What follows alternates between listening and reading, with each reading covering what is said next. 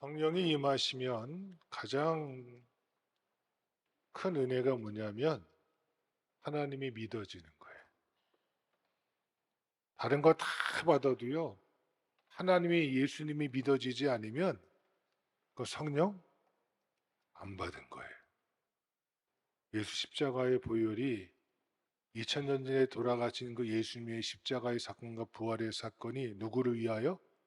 나를 위하여 이르신 하나님의 은혜임을 깨닫게 하신 은혜. 할렐루야.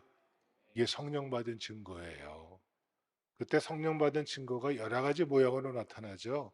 방언하기도 하고 예언하기도 하고 믿음이 더 굳세어지기도 하고 말씀을 읽을 때 그 말씀이 내게 부딪혀서 성령께서 깨닫게 하셔서 말씀을 읽으면서 눈물을 흘리기도 하고 기뻐하기도 하고. 근데 그리고 나서 그리고 나서 끝이라면 여기에 문제가 생겨요. 성령 충만한 결과가 사도행전에 나와요. 성령 충만한 사람들은요, 하나님의 영에 이끌림 받아서 가는 곳마다 주의 복음을 증거하더라. 할렐루야. 이거예요. 그럼 주의 복음을 증거하기 위해서는 어떻게 해야 되는가? 사도 바울은 고린도후서 10장 5절에 이렇게 우리에게 말씀해 주고 계십니다.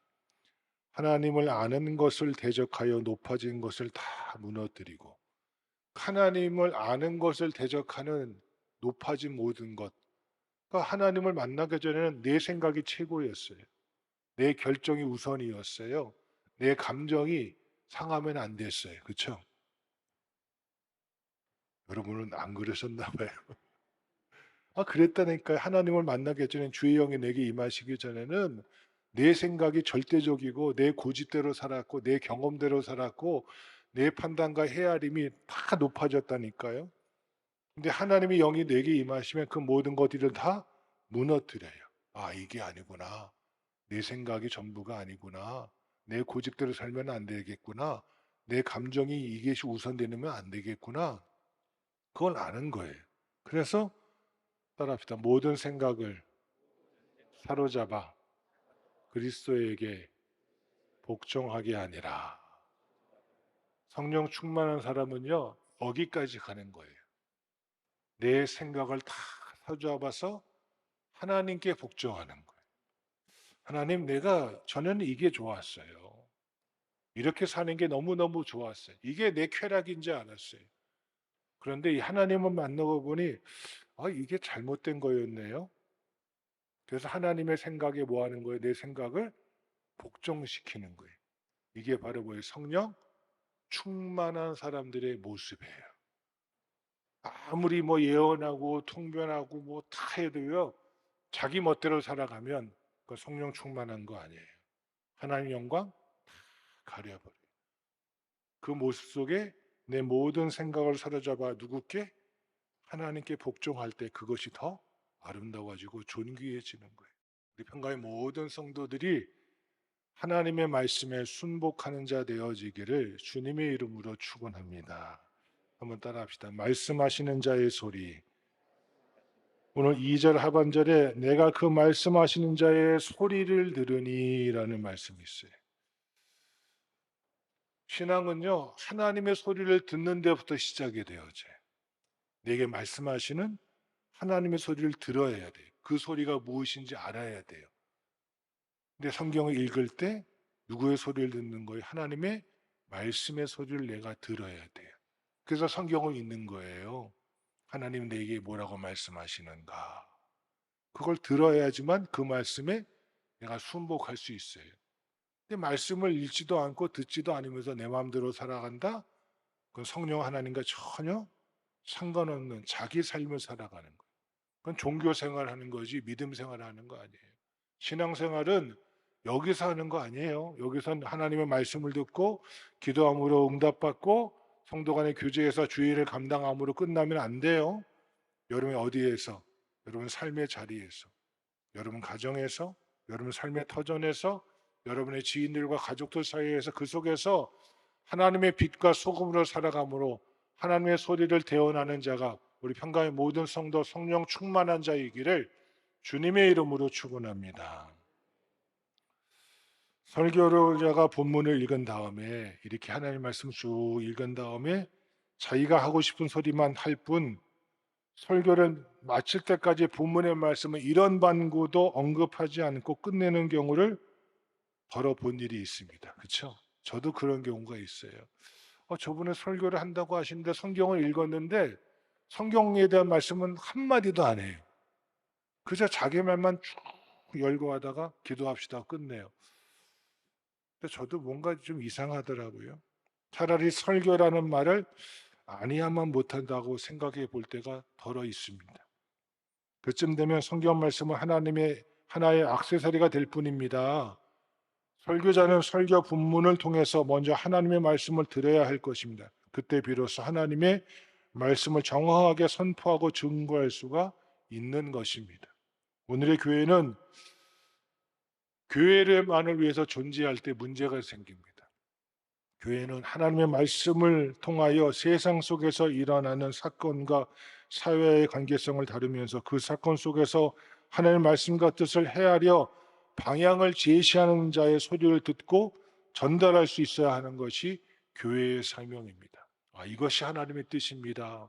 이것이 하나님께서 이 세상을 향한 하나님의 계획입니다. 하나님이 이 세상이 하나님의 정의와 공의와 사랑으로 충만하기를 원하십니다. 라고 분명히 그 소리를 전하기 위해서는 먼저 하나님의 소리가 무엇인지를 들을 수 있어야 됩니다. 첫 번째 따라 하실까요? 내가 너를 이스라엘 가운데 보내노라. 다 함께 우리 3절 말씀 시작. 내게 이르시되 인자야 내가 너를 이스라엘 자손 곧 패역한 백성 나를 배반하는 자에게 보내노라. 그들과 그 조상들이 내게 범죄하여 오늘까지 이르렀나니. 아멘. 하나님은 성전에서 이사야 선지자를 만나 주셨습니다. 이사야는 먼저 하나님의 끌리는 옷자락을 보았을 뿐이지만 거기에서 무한하시고 거룩하신 하나님을 발견하게 되어집니다. 하나님의 거룩함을 발견해야 되는 인간은요, 비로소 자신의 부정함을 보게 되어집니다. 우리끼리 있을 때는 다 초록은 동색이라고요. 다 그만하니까 다 뭐 그냥 그런 대로 잘 사는 것 같아요. 그렇죠? 그런데 누구 앞에 서면 하나님 앞에 서면 그 거룩하신 하나님 앞에서 나의 추함을 발견합니다. 이것이 은혜 받는 거예요. 내가 하나님을 만나 뵀더니 나의 죄성을 발견하는 거예요. 하나님의 거룩함 앞에 섰을 때 내가 죄인임을 아는 거예요. 베드로가 예수님을 만났을 때 하나님의 말씀을 듣고 그분의 건의 앞에서 자기가 뭘 알아요? 주여 나를 떠나소서 내가 무엇이로소이다? 죄인으로소이다. 이게 신앙입니다. 이사야는 하나님을 발견하고 나는 입술이 부정한 사람이요 입술이 부정한 백성 중에 거하면서 만군의 여호와이신 왕을 배웠습니다라고 고백하였습니다. 그 당시 이스라엘은 듣기는 들어도 들을 줄 모르는 백성이요 보기는 보아도 알지 못하는 백성이요 마음은 둔하여 깨닫지는 못하는 백성이 바로 그들이었습니다. 그러나 하나님께서 이사야를 그 백성에게 보내신 까닭은 그들이 눈으로 보고 귀로 듣고 마음으로 깨닫고 다시 돌아와서 고침을 받을까라는 하나님의 마음이 이사야를 통해서 표현되어진 것입니다. 즉 이사야는 백성이 어떤 존재들이며 자신의 사명이 무엇인지를 알고 하나님의 소리를 먼저 들었습니다. 다시 말하면 이스라엘 백성의 삶의 방향을 분명히 제시하라고 보냄을 받았다는 것이 이사야의 사명이었다는 것입니다. 왜냐하면 그 당시에 선민인 이스라엘은 방향 감각을 상실하고 있었기 때문입니다. 지금 대한민국은 방향 감각을 잃어버린 것 같습니다. 이것도 싫다, 저것도 마음에 안 든다 하면서 택한 것들을 모든 걸 보면 방향성을 잃어버렸습니다. 어디로 흘러갈지 겁이 나기도 하고 두렵기도 하고 암담하기도 합니다. 오늘의 본문을 보면 이사야 시대와 같은 상황임을 알게 되어집니다. 즉 내게 이르시되 인자야 내가 너를 이스라엘 자손 곧 패역한 백성 나를 배역하는 자에게 보내노라고 하나님께서 친히 에스겔에게 말씀하고 계십니다.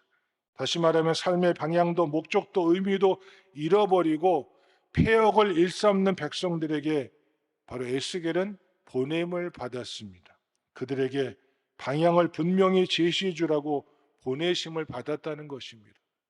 교회를 이루는 성도들의 사명이 여기에 있습니다. 방향을 모르고 방향 감각을 잃어버리고 폐역하고 배역한 백성들에게 가서 교회는 세상을 향하여서 하나님이 원하시는 방향을 분명히 제시하라고 교회와 성도들이 존재하는 것을 잊지 마시기 바랍니다. 우리끼리 모여서 행복하고 즐거우면 돼. 아니요. 그러면 하나님께서 그 이스라엘 초대교회를 흩어버리셨어요. 내가 너희를 모이게 한 것은 모이는 걸 끝나지 않고 세상 곳곳에 가서 나의 뜻이 무엇인지, 하나님의 계획이 무엇인지, 하나님의 구원의 섭리가 무엇인지를 분명히 증거하라고 하신 그 사명을 잃어버리지 않는 자. 교회는 세상을 향하여 하나님 원하시는 방향을, 그 말씀을 분명히 제시하는 것이 성도된 우리의 사명임을 잊지 않는 자. 내가 너를 이스라엘 자손에게 보내노라 하시는 말씀한 자의 소리를 정확히 듣고 순복하는 자가 오늘 예배하는 우리 모두이기를 주님의 이름으로 축원합니다. 두 번째 따라합시다. 여호와의 말씀이 이러하시다 하라. 4절 말씀 시작. 이 자손은 얼굴이 뻔뻔하고 마음이 굳은 자니 내가 너를 그들에게 보내노니 너는 그들에게 이르기를 주 여호와의 말씀이 이러하시다 하라. 아멘. 나의 생각이 이렇다 말하는 거 아니에요. 누구의 말씀이? 주 여호와의 말씀이 이러하시다 하라. 지금은 저 여수에서 친구하는 목회하는 이 목사님이 계신데 신학교 다니면서 갑자기 저한테 툭 말을 건네요. 윤전도사 그 당시 전수사 때니까 내가 설교를 못하겠어. 왜? 아이들한테 착하게 살아라, 용서하고 살아라, 기도하고 살아라 이야기를 하는데 내가 용서를 못하겠거든. 내가 용서하라는 설교를 할 수가 없을 것 같아. 그게 설교자의 실전의 고백이잖아요. 근데 여러분, 내가 용서 못한다고 용서하지 말라고 하면 안 되죠.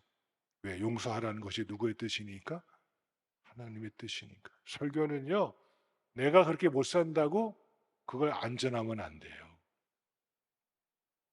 성경에 보면 이스라엘의 출애굽 지도자 모세는 살인자였으나 하나님의 말씀을 정확하게 선포한 훌륭한 사역자였습니다. 하나님께서 모세에게 10계명을 주셨어요. 7계명이 뭐죠? 살인하지 말라 잖아요. 간음하지 말라. 그 말씀을 딱 받을 때 모세가 뭐 했을 것 같아요? 뜨끔했겠죠. 왜? 내가 40년 전에 애굽에서 사람을 죽였는데. 그러지 않겠어요? 다윗은 간음에다가 교사죄까지 범한 악한 자였으나 성경의 무수한 말씀들을 기록해 놓고 있지 않습니까? 시편의 절반이 누구의 노래예요? 다윗의 노래예요. 바울 역시 스데반 집사님을 죽일 때 앞장섰고 교회를 심히 핍박하던 자였지만 하나님의 사역을 충실히 감동한 사도였습니다. 만약 하나님께서 그들에게 온전히 말씀에 순종한 자에게만 말씀을 선포하라고 하셨다면 모세도 다윗도 사도 바울도 아마 그 사명 감당 못했을 거예요. 지금 설교하는 저에게도 내가 하나님의 말씀대로 온전히 살면서 온전히 사는 그 말씀만 전파하라고 한다면 저도 아마 이 시간에 여기에서 설교하지 못할 거예요. 역시 하나님께서 에셀에게 내가 말씀대로 사는 것만 선포하라고 하셨다면 그도 역시 그렇게 못했을 것입니다. 왜냐하면 말씀은 완전하나 사람은 누구나 다 누구든지 불완전하기 때문에 그렇습니다. 오늘의 본문을 보면 이 자손은 얼굴이 뻔뻔하고 마음이 강팍한 자니라. 내가 너를 그들에게 보내노니 너는 그들에게 이르기를 주 여호와의 말씀이 이러하시다 하라고 하였습니다. 이 말씀은 하나님의 말씀에 심부름꾼 노릇만 제대로 하라는 뜻입니다. 즉 주 여호와의 말씀이 이러하시다라는 말씀이 바로 그런 의미입니다. 그렇다고 생활을 아무렇게나 해도 된다는 것은 절대로 아닙니다. 말씀에 충실해야죠. 그렇게 살려고 몸부림쳐야죠. 근데 내가 이렇게 100%못 산다고 해서 하나님의 말씀을 전하지 못한다면 그건 아니라는 거예요. 말씀에 충실하되 말씀을 정확하게 전하는 것이 중요하다는 것을 성경은 우리에게 말씀해 주고 계십니다. 오늘 평강교회 성도 되게 하신 하나님께서 우리에게 향하신 목적이 하나님의 뜻과 방향을 세상 속에서 정확하게 전달하라는 것입니다. 또한 그 전달받은 그 말씀을 나도 붙잡고 그 살려고 최선을 다하는 삶을 살라는 것입니다. 말씀을 전하는 자나 듣는 자들이 다 흠이 있고 부족하기도 마찬가지입니다. 그러나 말씀을 그대로 지켜 살면서 지키는 그 말씀만 보도하라고 한다면, 전달하라고 한다면 과연 이 시간에 말씀을 증거하기로 나설 자가 누가 있겠습니까? 오늘 살고 있는 사건 속에서 숨어있는 하나님의 말씀과 뜻을 정확하게 전달하면 됩니다. 내 아내에게, 내 남편에게, 내 가족에게, 내 친지에게, 내 이웃에게, 내 직장 동료에게, 내 삶의 터전의 지인들에게 주 여호와의 말씀이 이러하시다라고 하나님의 말씀과 뜻을 정확하게 전달하기를 바라시는 하나님의 소리를 귀담아 듣는 자, 이 아침에 우리 모두이기를 주님의 이름으로 축원합니다. 세 번째 따라하시겠습니다. 듣든지 아니 듣든지 너는 내 말로 고할지어다. 다 함께 우리 7절 말씀 시작. 그들은 심히 패역한 자라. 그들이 듣든지 아니 듣든지. 아멘. 그들이 듣든지 아니 듣든지 너는 내 말로 뭐하라? 고할지어다. 오순절날 하나님의 은혜로 120명의 성도들이 성령 충만함을 입었습니다. 그 전에 이미 그들은 성령 받은 자였으니까 주의 말씀에 순복했겠죠. 성령 충만함을 입었어요. 성령 충만함을 입을 때 뭐가 된다고요? 내 생각을 사로잡아 그리스도께 복종하게 돼요. 성령 충만하지 못하니까 그저 목숨이 아까워서 꼭꼭 숨어만 있던 그들이 성령 충만하니까 나가서 뭘 전하기 시작해요? 복음을 증거하기 시작합니다. 어디 앞에서? 예수님을 죽였던 그 공의 앞에서. 이 말은 뭐예요? 나 죽어도 괜찮다. 뭐 전하다가 복음 증거. 여기까지 가는 거예요. 그들이 오순절날 예루살렘에 모였던 수많은 사람들 앞에서 베드로가 설교를 하였습니다. 설교의 메시지는 간단했습니다. 너희가 십자가에 못 박아 죽인 예수를 하나님이 살리사 우리의 주와 그리스도가 되게 하셨다. 이것만 전했어요. 단순 명료했어요. 너희가 십자가에 못 박아 죽인 예수를 하나님이 살리사 우리의 주와 그리스도가 되게 하셨다라고 베드로가 설교를 했더니 이 짧은 설교를 했는데도 불구하고 그들이 마음이 찔렸어요. 야, 마음이 찔렸고 회개를 하고요. 그날 몇 명이 세례를 받았어요? 3,000명이 세례를 받았어요. 할렐루야. 얼마나 귀해요? 그러니까 베드로의 설교를 기가 막히게 잘 들은 거예요. 짧은 설교였지만 기가 막히게 잘 들었어요. 근데 그 일이 있은 뒤 얼마 뒤에 스데반 지사님이 이 산헤드린 공의 앞에 섰습니다. 공의 앞에 서서 당돌하게 아브라함의 역사부터 시작해서 예수 그리스도의 복음을 증거하기 시작하였습니다. 분명히 베드로의 설교보다 더 훌륭한 정말 기가 막힌 신학적으로나 성서학적으로도 완벽한 설교를 하였습니다. 베드로 설교는 단순 명료했고요.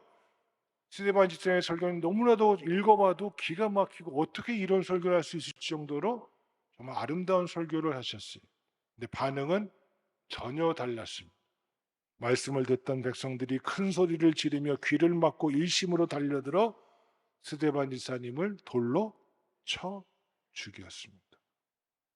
단순 명료한 설교를 듣고는 마음이 찔려서 회개하고 3,000명이 돌아오더니 정말 어디에 내놔도 손색이 없는 기가 막힌 설교를 하나님의 말씀을 쫙 풀어가지고 아브라함부터 예수님까지 쭉 풀어서 설교를 해주는데 그 설교를 듣고는 뭐예요? 돌로 쳐 죽이고 말아요. 스데반 집사의 설교를 전혀 받아들이지 않습니다. 종합해서 말씀을 드리면 베드로의 설교는 기가 막히게 잘 들었고 스데반의 집사님의 설교는 아무도 듣지 않았다는 것입니다. 결국 베드로와 스데반은 그들이 대상들이 말씀을 듣든지 또는 아니 듣든지 하나님의 말씀을 전하기만 한 거예요. 우리는 종종 어때요? 저 사람 내가 복음 증거한다고 들을까? 저 사람은, 여러분 종종 그런 경우 있으시죠? 생각지도 않았는데 우리 한번 교회 한번 갈까? 그랬더니 왜 지금 말해 진작 얘기하지? 하고 따라오신 분 계시죠, 그렇죠? 굴비역듯이. 또 어떤 분은 평생을 30년을 40년을 그렇게 눈물로 기도해도 뭐예요? 지금도 돌하루방 마냥 꿈쩍도 안 하는 사람들이 얼마나 많이 있어요. 근데 중요한 거는요, 대상이 뭐 하든지 듣든지 아니 듣든지 너는 그들에게 뭐 하라? 고하라고 하십니다. 간과할 수 없는 것은 너는 내 말로 고하라는 사실입니다. 내 말이란 하나님의 말씀이 아닙니까? 즉 백성들에게 증거할 때 에스겔이 하고 싶은 말을 하라는 것이 아니라 하나님의 말씀만을 증거하라는 그 뜻입니다. 전달자는 하나님의 말씀을 제쳐놓고 자기 말을 해서는 안 됩니다. 하나님의 말씀을 풀어줄 수는 있겠죠. 그렇게 하면 복음의 증거가 아니기 때문입니다. 오늘 살고 있는 성도들은 삶 속에서 만나게 되는 사건 속에서 하나님의 말씀을 듣는 자의 입맛에 맞추어서 변질시키지 말고 하나님의 말씀을 그대로 듣든지 아니 듣든지 정확하게 전달하는 자, 그가 바로 뭐예요? 성령 충만한 자예요. 대상의 입맛에 맞추시면 안 돼요.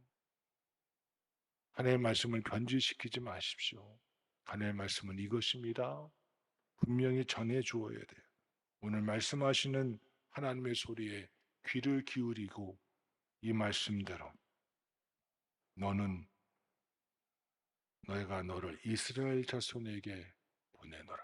여러분 보냄을 받은 자입니다. 주 여호와의 말씀이 이러하시다 하라. 여러분 첫째는 배역한 이스라엘 백성에게 보내라는 소리였습니다.